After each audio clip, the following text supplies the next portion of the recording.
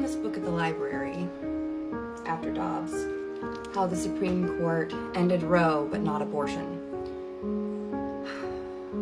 And I couldn't get past the first couple of pages before I had to put the book down. And I feel like it's important to share. I live in Ohio, for reference. Introduction. Ohio. Sometime in May 2022, a 10-year-old girl was raped in Ohio. And then, sometime after that, the girl found out she was pregnant. Given her age, the circumstances, and her wishes, she and her family decided she would have an abortion. Had they made the decision just days earlier, they would have encountered hurdles for getting an abortion in Ohio. But they could have been overcome. For instance, Ohio had required minors to obtain the written consent of a parent before getting an abortion, but this requirement wouldn't have posed a problem for the minor. Her parents supported her care. So she would have been able to obtain the consent and then care at one of the clinics or hospitals in Ohio that performed abortions. She would have done so, presumably, without the rest of the world finding out about her story. However, because she sought her abortion on June 29th, 2022, rather than a week earlier, events took an entirely different turn. Instead, this girl's story became one of the first known tragedies of the Supreme Court's decision to overrule Roe v. Wade. On June 24th, just days before the 10-year-old girl sought an abortion, the court decided Dobbs v. Jackson Women's Health Organization. And that changed everything. On that Friday morning, the courts announced its decision the same way it had been announcing all of its decisions in the COVID era, by releasing them not in person but rather on the court website. With several opinions still left to be released for the term and the blockbuster Second Amendment case, New York State Rifle and Pistol Association v. Bruin, having been released the day before, there were many people, including both of us, who thought the Supreme Court was going to wait to release Dobbs until the next week, possibly even the last day of its term. Issuing too many ground-shifting decisions that tracked the conservative agenda in rapid succession might not be the look the court wanted. We were all wrong. After issuing a decision at 10:01 a.m. Eastern Time about Medicare reimbursement that featured two of the court's conservative joining the court's three liberals, as had become its custom, the court let 10 minutes pass before posting its next decision on its website. At 10:11 a.m., Dobbs appeared on the court's list of decided cases, and the moment anti-abortion activists had been waiting nearly half a century for had arrived. Clicking on the link revealed what we had all suspected. The court, voting on ideological lines, had overturned Roe v. Wade. For the 10-year-old girl's purpose, this decision on Friday morning could not have come at a worse time, and she could not have lived in a worse state. Whereas many other states took days or even weeks to sort out the consequences of the decision, Ohio took less than an hour. Just 45 minutes after the Supreme Court released its opinion, Ohio Attorney General Dave Yost filed a motion in Ohio federal court asking it to allow Ohio to enforce its ban on abortions after 6 weeks of pregnancy. That ban, passed in 2019, had been put on hold by an Ohio federal judge because it violated the right to abortion from Roe and its follow-up case, Planned Parenthood of Southeastern Pennsylvania v. Casey. In his motion filed that morning, Yost asked the court to immediately overturn its previous decision that had put the 2019 ban on hold. The ruling in Dobbs, Yost wrote, represents a substantial change in the law.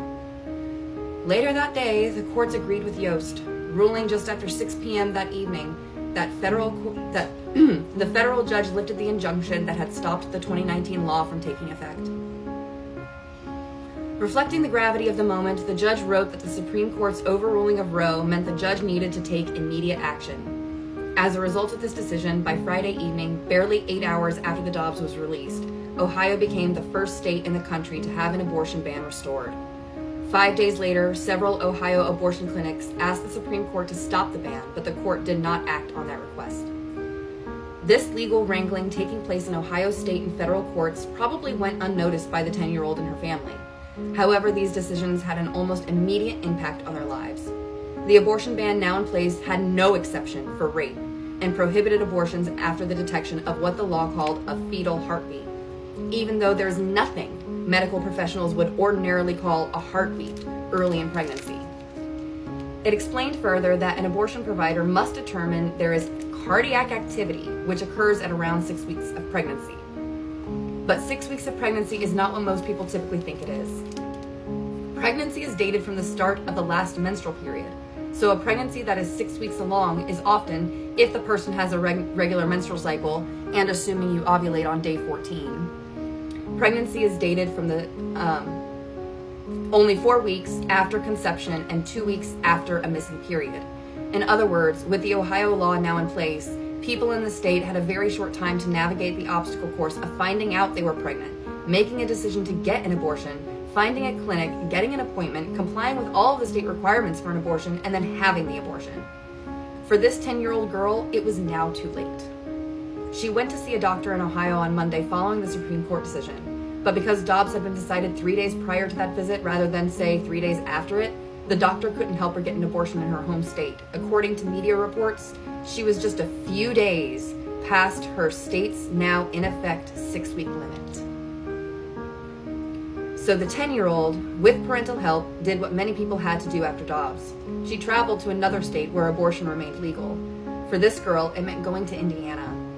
There, she had her abortion and was able to move on to dealing with the trauma of being raped, but without also dealing with being pregnant and eventually giving birth at such a young age.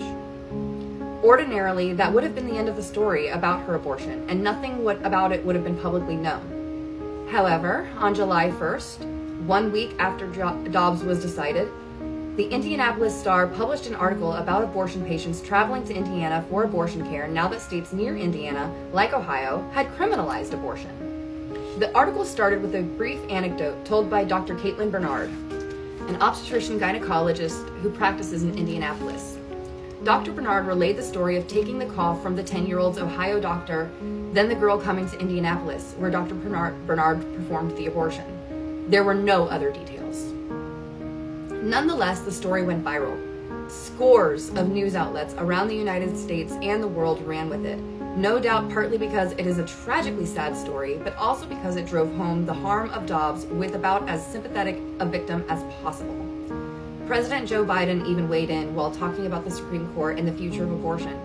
He said with increasing emphasis and passion as he spoke, "Just last week, it was reported that a 10-year-old girl was a rape victim in Ohio. 10 years old, and she was forced to travel out of state to Indiana to seek to terminate the pregnancy and maybe save her life. That last part is my judgment. 10 years old. 10 years old. Raped. 6 weeks pregnant. Already traumatized. Was forced to travel to another state. Imagine being that little girl. I'm serious. Just imagine being that little girl. 10 years old. Because of this story's power, it immediately drew backlash. Anti-abortion politicians and news outlets asked whether the story was true or merely made up out of whole cloth by someone they accused of being merely an abortion rights activist. They insisted that if these events had actually taken place, certainly a parent or doctor would have reported the horrific crime, and there would be a record of an arrest or an investigation. These critics looked foolish. Later in July, when Ohio authorities arrested the alleged rapist and confirmed that the girl had an abortion on June 30th, the day before the initial report was published. In July 2023, after pleading guilty, the man was sentenced to life in prison. A 10-year-old fucking girl, people. That was the story that starts off this book. Read it. Go to your local library. And understand that abortion's none of your fucking business. If you don't like it, don't get one. Don't worry about other people getting it or not. It's not any of your fucking business.